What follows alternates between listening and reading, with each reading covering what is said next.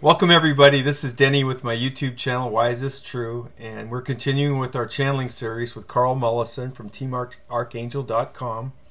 And today we're going to do a follow-up channeling with Creator, which we had done a few episodes back, and it was very popular, and we encouraged viewer questions, and we got a pretty good response to that. And also we got questions for Creator that came in as a result of viewers watching other channeling sessions, most notably the one that we did on Ann Robards, which was, she was a light being where she was abducted, her family was abducted, and they were she was giving her report about her experiences as an abductee that was taken to an off-planet slave colony. And that was Ann Robards. If you want to look that up, I'll put the link in the description. And otherwise, the questions came as a result of the first session that Karl and I did, where Karl channeled Creator. And so this was an idea that Karl had, that you know, he had strong feelings this would be very productive. I tend to agree. The questions, we have a lot of questions. We actually had 16 questions that I collected up. I deleted one. I want to make a mention of the reason I did delete that is because it's named a name specifically, and we have this explained this in the past, and maybe Karl can elaborate on this a little bit more. But we're not in the business of vetting, or the light beings, probably more accurately said, are not in the business of vetting or creating additional karmic entanglements. So anyway, so I do delete questions, I do edit questions for the purposes of satisfying certain things that are known about what the light being's concerns are. And I still haven't, there's going to be no perfection in this on my end. It's a learning process. I'm still figuring this out, like, what is going to work and what's not going to work. So it's a work in progress. So anyway, so we have a lot of questions to go through, and so we'll get started as soon as we can. But I want to thank Karl again for joining me and continuing with this series, which has been such an education for me. I feel like I'm at my second college. I feel like I'm back in school, but I'm having a blast too, learning all this new stuff. So thank you so much, Karl. Well, thank you, Danny. I'm very glad to be here, and I'm in school with you. We're all in the school of hard knocks, learning how to cope with negativity and overcome it. That's probably the best description of this sorry mess that is the Earth, and has been for a long, long time. Open up any history book, and the evidence is all there. This has been quite a tussle.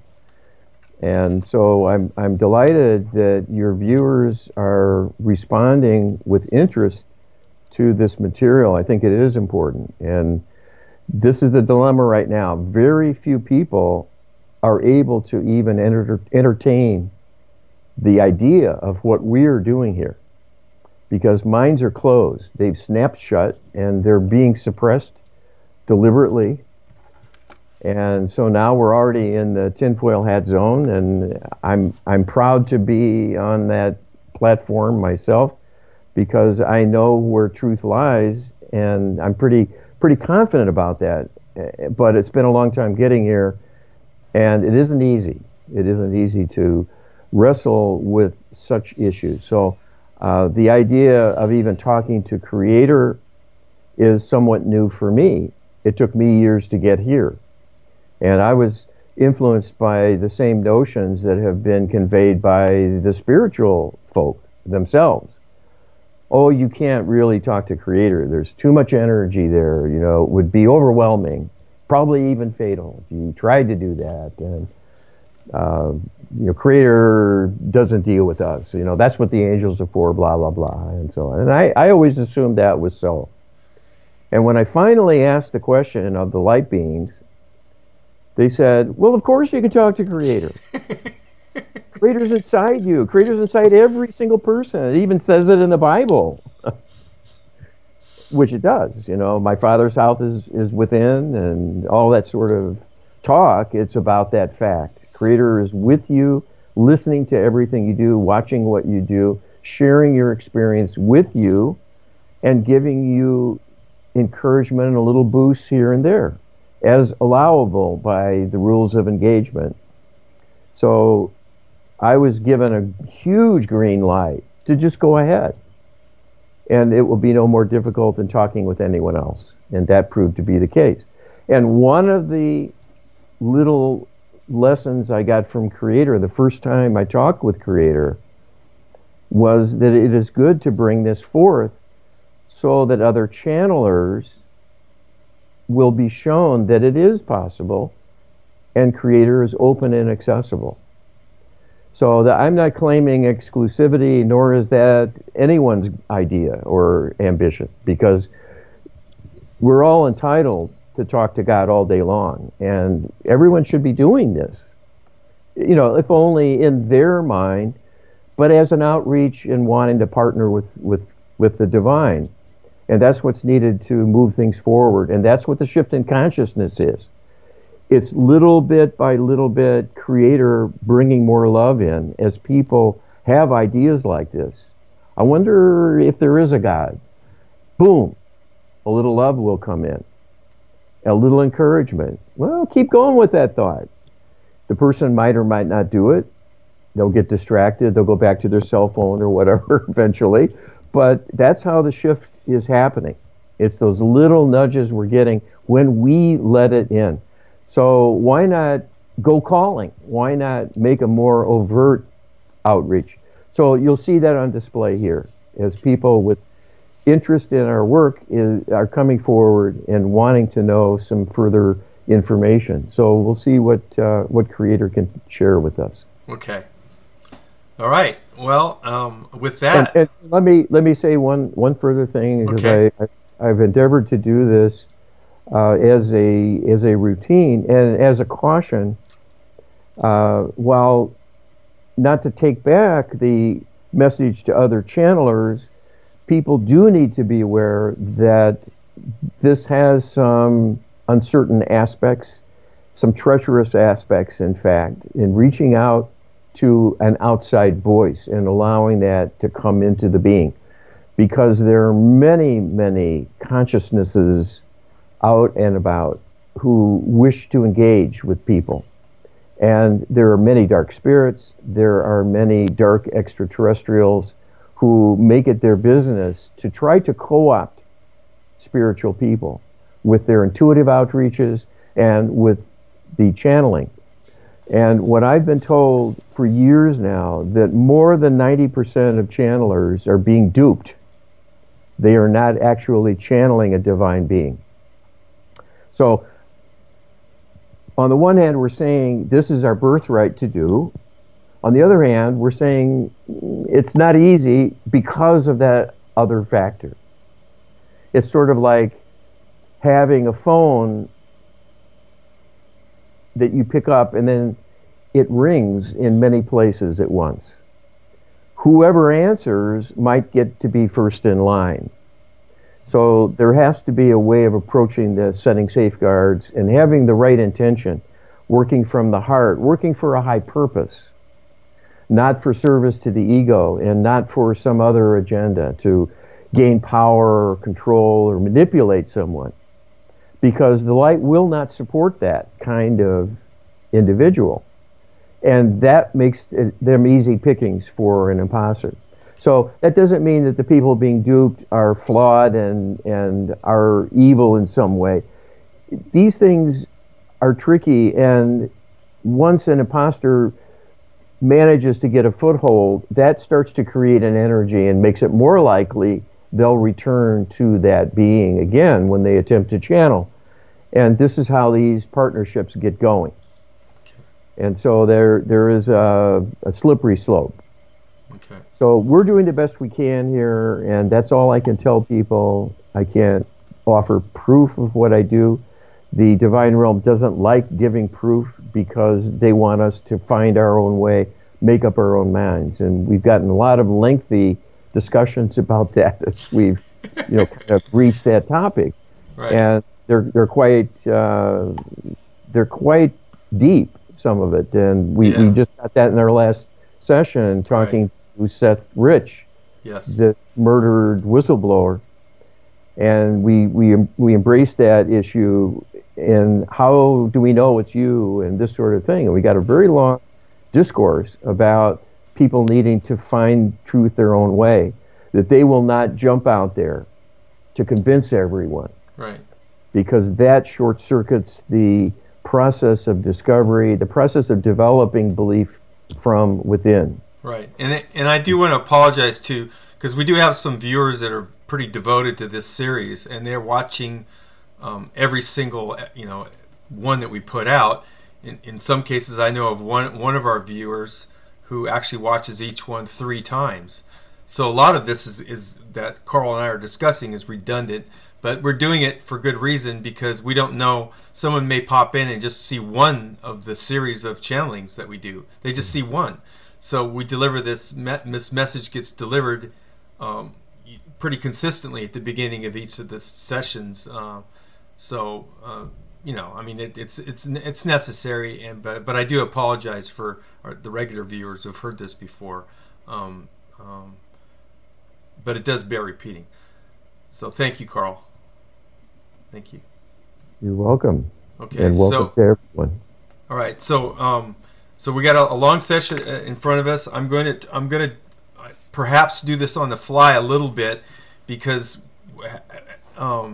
we know that Creator knows who's asking the questions. Okay, these questions are not coming from me, so they're not going to be answered with my intentions or my frame of reference in mind so much. So, some of that will probably come into play, but I am going to mention at the beginning of each section of questions the person that left the question here. I'm not going to do first, last name, social security number. Some of these people have online names that will be used, and I'll mention that, or just a first name or something like that, just so that we can give a head nod to the fact that these answers are going to be coming with knowledge from Creator of who asked the question and their frame of reference. So I think I'm describing that correctly, and that's just to give a head nod for the actuality of the situation, and also so the people who did ask the question have a frame of reference. Yes, I did ask this question, and here it is, and here's the answer. So, okay. So with that, Karl, if you're ready, we can get started. Okay, just give me a moment to make the connection that I need to make. Okay. And we'll go from there. Okay, thank you. And we'll let my phone ring while that's happening. Okay. So apologize to the viewers. It's okay. This is not a Hollywood production. No, it's not. No, I'm just a guy.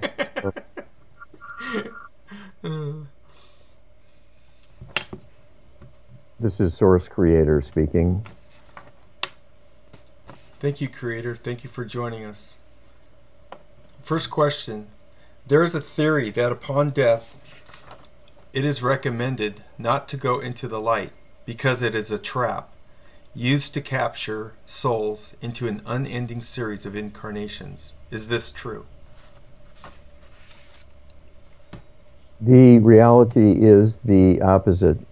The message itself, the recommendation itself, is a trap. It is a disinformation campaign to render people powerless, as all power flows from the light.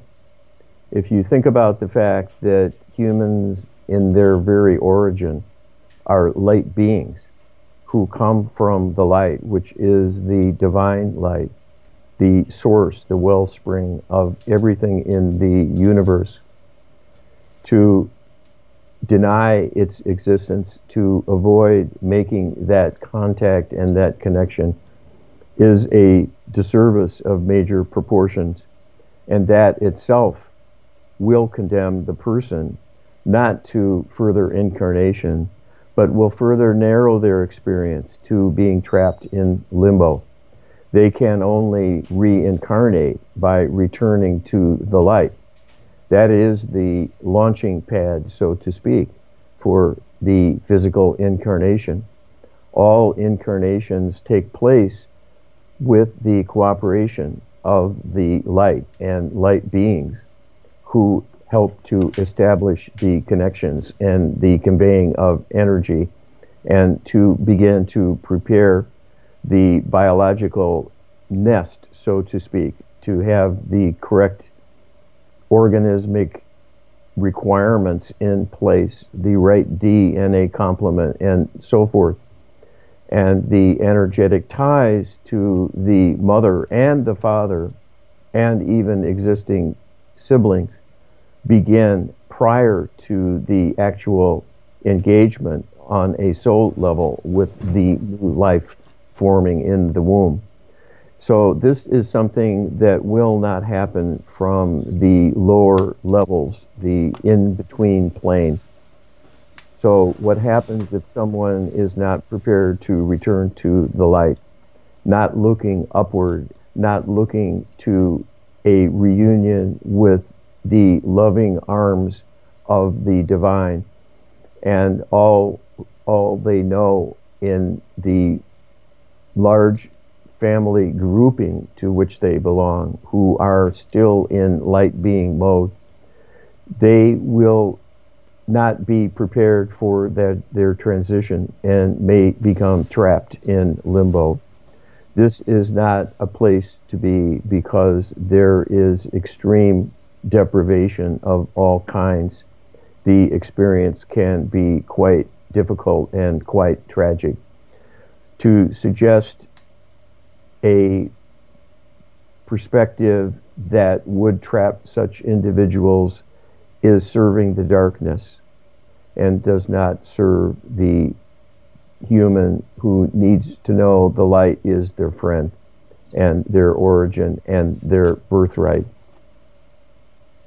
Okay, thank you.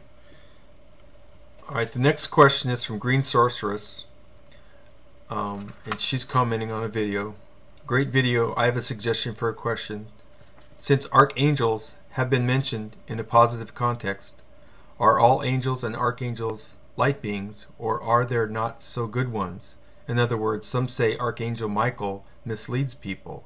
Also, is the myth of the fallen ones true? Lucifer turning away from the source and causing havoc down on earth? And why are angels in some parts of the Bible described as dangerous beings? By the way, I'm talking about real angels and their characteristics, not imposters that pretend to be angels. I know this could be formulated better and shorter, but I wanted to mention some colliding pieces of information. Thank you.